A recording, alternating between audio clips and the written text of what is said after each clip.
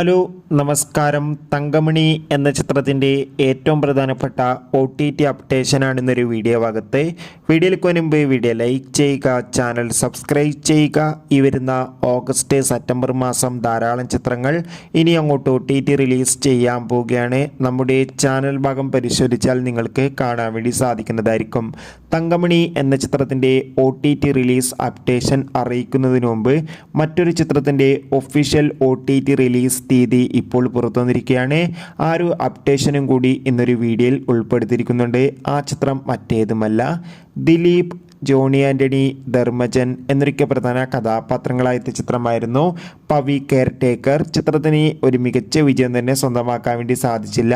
ഒരു below average അഭിപ്രായം മാത്രമായിരുന്നു സ്വന്തമാക്കാൻ വേണ്ടി സാധിച്ചിട്ടുണ്ടായിരുന്നത്.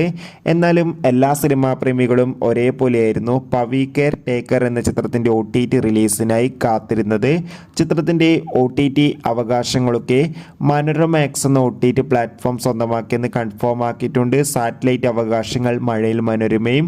ചിത്രം ഈരുന്ന തിരുവോണ ദിനത്തിൽ മഴയിൽ മനോരമയിലൂടെ സംപ്രേഷണം ചെയ്യുമെന്ന് കൺഫേം ആക്കിയിട്ടുണ്ട്. അതോടുകൂടി ചിത്രം ഈ വരുന്ന സെപ്റ്റംബർ 6 തീയതിയായിരിക്കും മനോരമാക്സ് എന്ന OTT പ്ലാറ്റ്ഫോമിലൂടെ OTT റിലീസ് ചെയ്യുക. എന്തായാലും തങ്കമണി എന്ന ചിത്രത്തിൻ്റെ കൂടുതൽ അപ്ഡേഷൻ അറിയാൻ വേണ്ടി നമുക്ക് പവി കെയർടേക്കർ എന്ന ചിത്രത്തിൻ്റെ OTT റിലീസിനായി നമുക്ക് കാത്തിരിക്കാം. ഇനി നോക്കാൻ പോകുന്നത് തങ്കമണി എന്ന ചിത്രത്തിൻ്റെ ഏറ്റവും പ്രധാനപ്പെട്ട OTT അപ്ഡേഷനാണ്. ദിലീപ്, നീതു പിള്ളെ, മനോജ് കെ ജയൻ എന്നൊക്കെ പ്രധാന കഥാപാത്രങ്ങളായ ചിത്രമായിരുന്നു തങ്കമണി. ചിത്രത്തിന് ഒരു ആവറേജ് അഭിപ്രായം മാത്രമായിരുന്നു സ്വന്തമാക്കാൻ വേണ്ടി സാധിച്ചിട്ടുണ്ടായിരുന്നത്.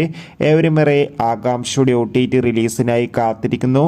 ഇപ്പോൾ കിട്ടുന്ന അപ്ഡേറ്റുകൾ പ്രകാരം തങ്കമണി എന്ന ചിത്രത്തിൻ്റെ OTT അവകാശങ്ങൾ സൈനാപ്ലേ എന്ന OTT പ്ലാറ്റ്ഫോം സ്വന്തമാക്കിയെന്നും ചിത്രം ഉടൻ തന്നെ സൈനാപ്ലേ എന്ന OTT പ്ലാറ്റ്ഫോമിലൂടെ OTT റിലീസ് ചെയ്യുമെന്നാണ് റിപ്പോർട്ടുകൾ സൂചിപ്പിക്കുന്നത്.